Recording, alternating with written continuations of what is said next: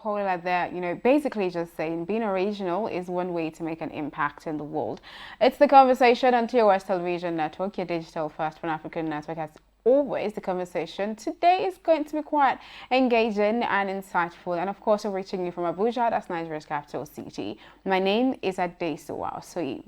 And we'll move straight into stories and happenings from across Africa, starting, with Eastern Congo. A second case of Ebola was confirmed in Eastern Democratic Republic of Congo on Wednesday, the same day that medics began a vaccination campaign there, and a week after a 2-year-old boy died of the disease, raising fear of another outbreak. The second case is a 42-year-old woman who tested positive in the city of Beni. Health official Mikel Tosalisana said, moving away from Congo, months after authorities loyal to Eswatini's absolute monarch quelled an earlier round of demonstration using tear gas and water cannon, protests calling for reforms in the southern African country have again flared up. Rage against King Swati III has been building for years. And the way from Eswatini to Kenya, Kenya's long-distance world championship bronze medalist Tirop, found allegedly stabbed to death. The husband of the long-distance runner, that's Agnes Tirop, a 2-time world championship bronze medalist who was found dead at a home, has been arrested by Kenyan police on Thursday.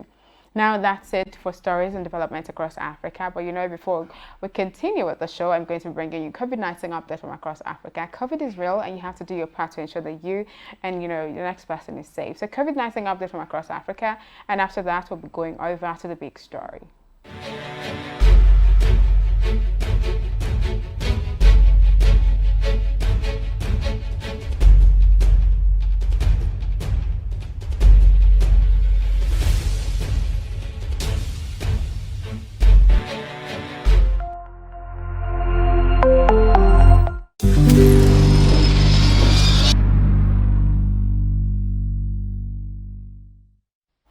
It's still the conversation on TOS Television Network, and it's about that time where I bring you the crux of the conversation, the crux of the discussion today, and that's the big story. And then, so the discussion today is going to be centered around Anambra gubernatorial election, and I won't be doing that by myself. I have a guest with me here in the studio. My guest is Mr. Felix Benga Adetowibo, and he's a public affairs analyst.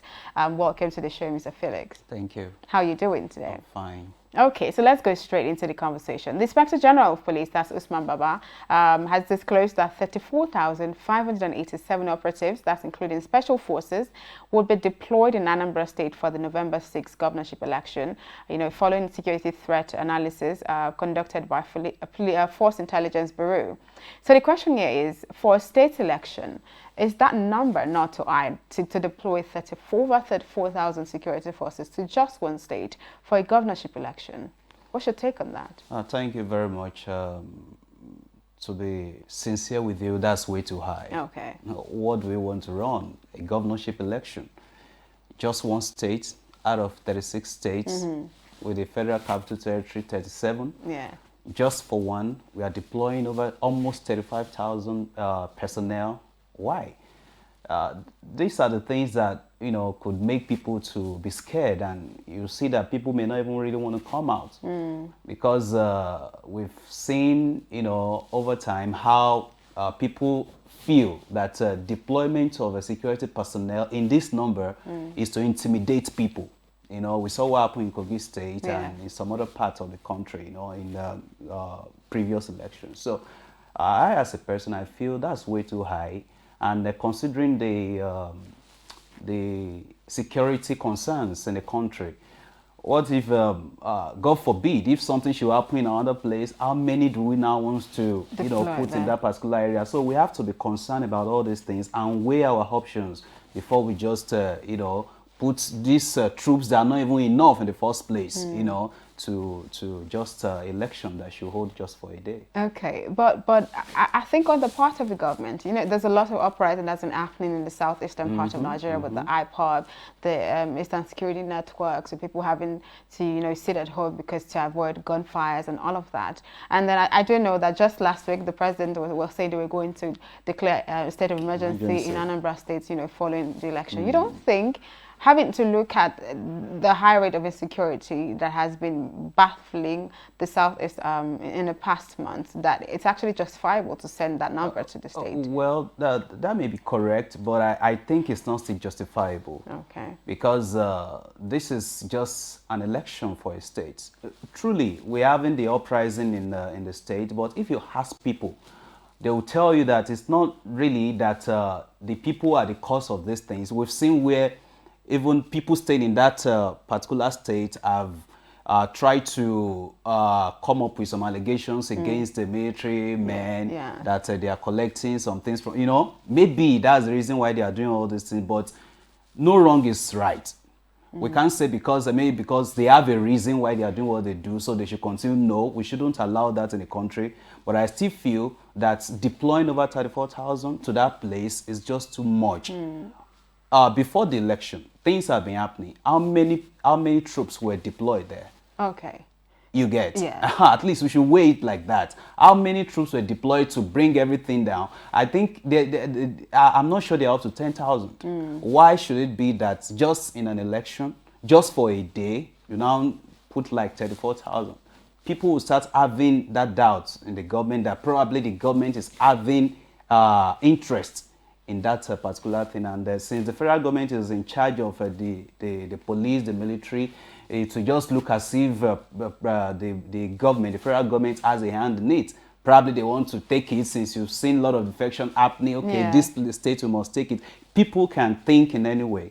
And although that may not really be the original mindset of the federal government, but when things like this are happening, you start making people to want to start doubting the reason why you do something. Okay, you did mention defection earlier, so I'm just going to bring me to that. I do know that some persons have said, when the federal government said they were going to declare a state of emergency, some persons in Anambra State have come up to say, look, you cannot politicize or turn Anambra State into an APC state. I think that's why they're trying to declare a state of emergency in this state. And then you mentioned defections earlier. We've seen lots of defection happening in the last couple of weeks, massive defections. What is your take on that? Having to move from this political party to this political party ahead of both governorship elections and the presidential election in 2023? Thank you. I think one thing that we need to check in African politics is this issue of cross-carpeting. I was listening to a program yesterday, and a member of APGA was talking about the governor and the deputy. You see, the deputy has just defected. You begin to think about this. You just have like few weeks to the election. You've been under this government or under that party, under that particular governor for like over 7.5 years. So what's now the justification for you leaving that man? To just leave him to his fate, then you just jump ship. I listened to him. He said that because he really wants to have more responsibilities. Come on. We don't really have good reasons for doing some things in Africa. Because the issue of cross-carpeting should not just be. And this takes us back to what politics that we really play here. We don't have that politics that goes with ideology. Because if you have a if your kind of politics is the one that goes with ideology, your party, the party you belong to, has an ideology that you are really holding on to. That shows that now you see people defecting because we now see it as a kind of a personal gain.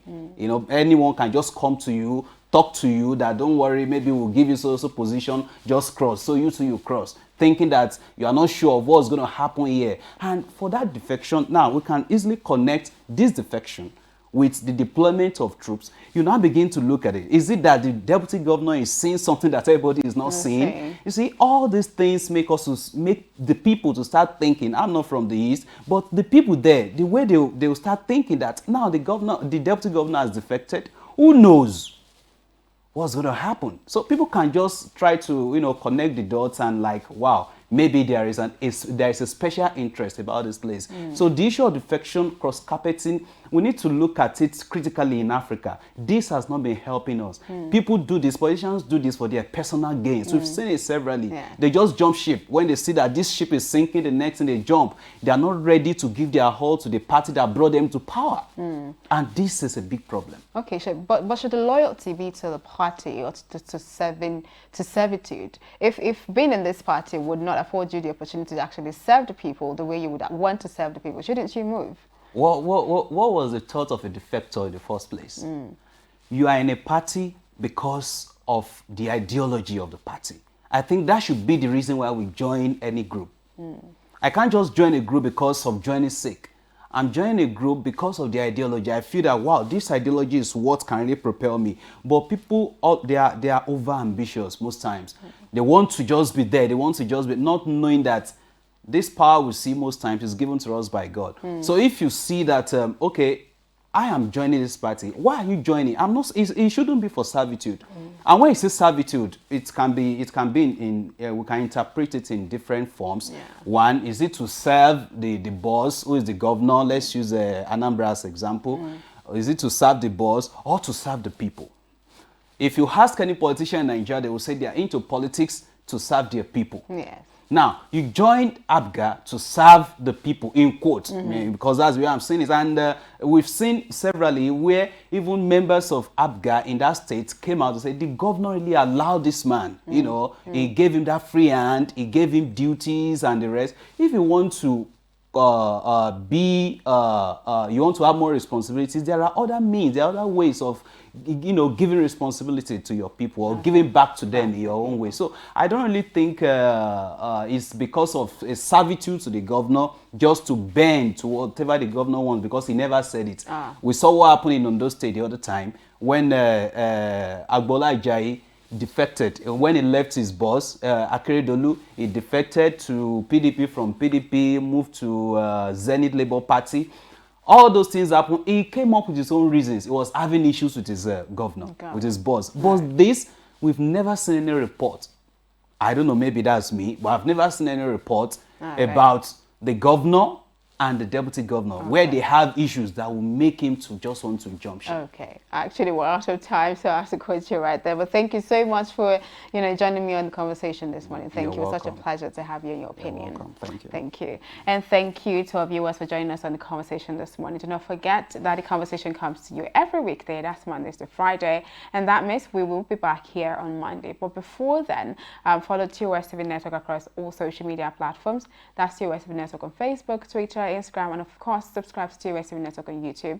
You can also catch the conversation on other programs on www.tostvnetwork.com.